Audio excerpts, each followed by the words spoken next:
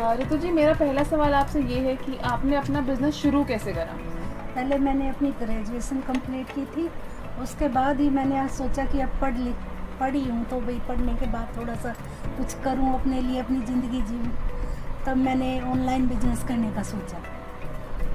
तो ये जब आपने बिजनेस करने का सोचा तो फिर आपने कैसे इस आइडिया को तब्दील किया? मेरा एक रिलेटिव था, वो ऑनलाइन काम करता था, तो मैंने अपने हस्बैंड को बोला कि भाई मैं भी कुछ करना चाहती हूँ। तो वो बोले क्या करेगी? मैं भाई हैंडबैग का ही काम कर लेती हूँ, क्योंकि मेरे को हैंडबैग में इंटरेस्ट था। तो उन्होंने सोचा कि चलो भाई तेरा इंटरेस्ट है तो उसी में करवा देते हैं।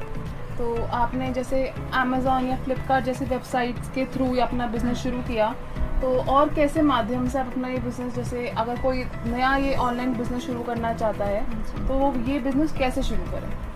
मैंने अपना बिजनेस फ्लिपकार्ट और अमेजन से स्टार्ट किया था। बहुत से लोग चाहते हैं कि भाई अपनी वेबसाइट बनाएं। मीशो से कर सकते हैं, पेटीएम से कर सकते हैं, शॉप 101 से भी कर सकते हैं। आपने अपनी वेबसाइट क्यों नहीं खोली? अभी वेबसाइट के लिए थोड़ा टाइम चाहिए था। वो कह रहे थे कि भाई अपनी वेबसाइट के लिए कम से कम 1 साल का पीरियड होना चाहिए। अपनी वेबसाइट अभी बनवाई है मैंने, अभी उसके बाद ही अपनी वेबसाइट से करी।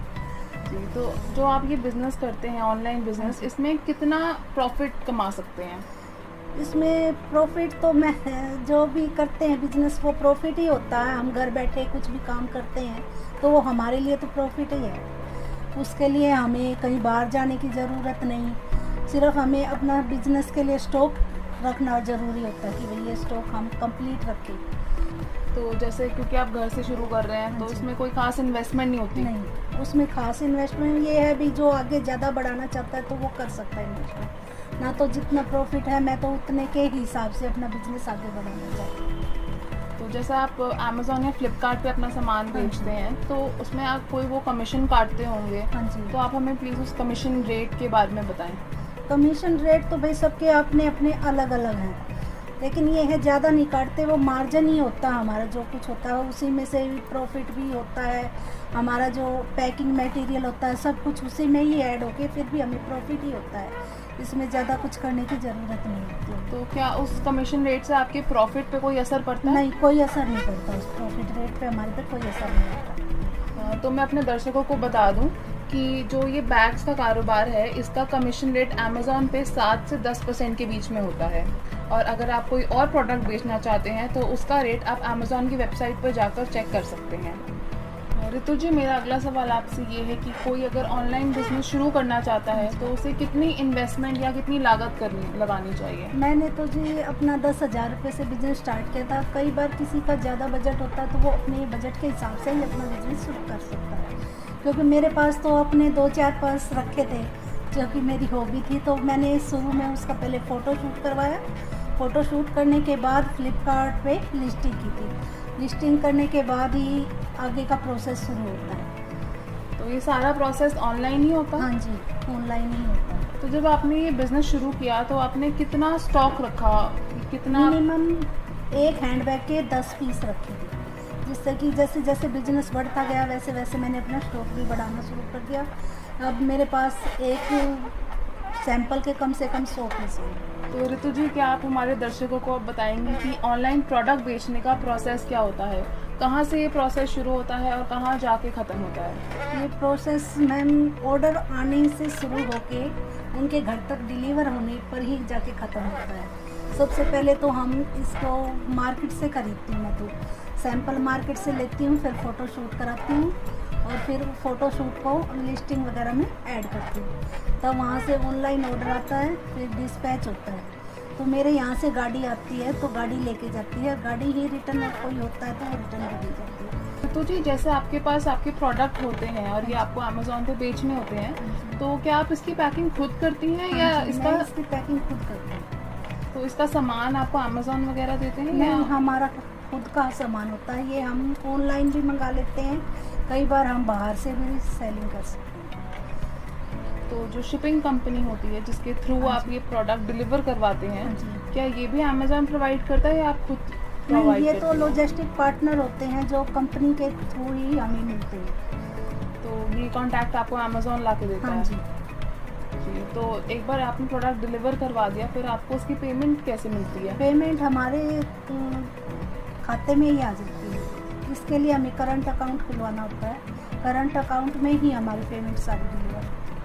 तो ये आपको जो शिपिंग कंपनी होती है वो डिलीवर करती है या अमेज़ॉन के थ्रू आता है? अमेज़ॉन के थ्रू ही हमारी पेमेंट आती है। ऋतु जी, अमेज़ॉन या किसी भी वेबसाइट पर अपना प्रोडक्ट बेचने के लिए आपको क्या ज़रूरी लाइसेंस और डॉक्यूमेंट्स की ज़रूरत होती है? सबसे पहले तो हमें अपनी कंपनी का रजिस्ट्रेशन नंबर करवाना पड़ता है। रजिस्ट्रेशन करवाने के बाद वहाँ से हमें जीएसटी नंबर मिलता है। जीएसटी नंबर मिलने के बाद हमें एक स्टैंप भी बनवानी होती है। स्टैंप के बाद हमारा करंट अकाउंट खुलता है। उसके बाद ही हमारा ये सारा प्रोसेस कंप्लीट। तो आपको ये सारे लाइसेंसेस आपको अमेज़ॉन पे लिस्ट करने पड़ते हैं? हाँ जी, ये मेल के थ्रू हमें अमेज़ॉन और फ्लिपकार्ट पे डॉक्यूमेंट सबमिट करने पड़ते हैं। तो ऋतु जी, मार्केटिंग कैसे करें? मार्केटिंग के लिए हमें लिंक बनाने होते हैं। लिंक हम व्हाट्सएप पे, फेसबुक पे, अदर ई-कॉमर्स पे हम सेंड कर सकते हैं। उससे हमारा प्रोडक्ट जो होता है वो ऊपर आ जाता है। जैसे अमेज़ॉन भी एडवर्टाइजमेंट के लिए बोलती है तो हम ऐड करते हैं। कई बार बिजनेस को ऊपर लाने के लिए हमें नो प्रॉफिट नो लॉस का आइडिया अपनाना पड़ता है। ऋतु जी, हमारे साथ बने रहने के लिए बहुत बहुत धन्यवाद। जाते जाते आप हमारी ऑडियंस को क्या खास टिप्स देना चाहेंगी? सबसे पहले तो ऑनलाइन बिजनेस में पेशेंस सबसे ज़्यादा ज़रूरी है। अगर पेशेंस है तो सब कुछ है। हम उसके लिए हमें कई बार क्या होता है, महीना ऑर्डर नहीं आते हैं, रिटर्न भी आ जाते हैं, तो हमें रिटर्न के लिए भी नहीं घबराना चाहिए और ना ही ऑर्डर के लिए घबराना चाहिए। ऑनलाइन बिजनेस में थोड़ा टाइम लगता है। ऑर्डर हमें सबसे टाइम से डिस्पैच करनी चाहिए, जिससे कि कस्टमर को हमारे ऑर्डर से सेटिस्फेक्शन मिले। एक पहले हमारे प्रोडक्ट की फ़ोटो बहुत अच्छी आनी, फ़ोटोशूट जो हम कराते हैं वो अच्छे से मेंटेन होना चाहिए। उसके बाद जब हमारे ऑर्डर आते हैं तो हमें उसकी पैकिंग भी अच्छे से देनी चाहिए, कि जिससे कि हमारा भी प्रोडक्ट ख़राब ना हो और जिसने ख़रीदा बायर ने उसको भी मिलने के बाद उसको अच्छा लगे, जिससे कि वो अच्छे रेटिंग पास करे।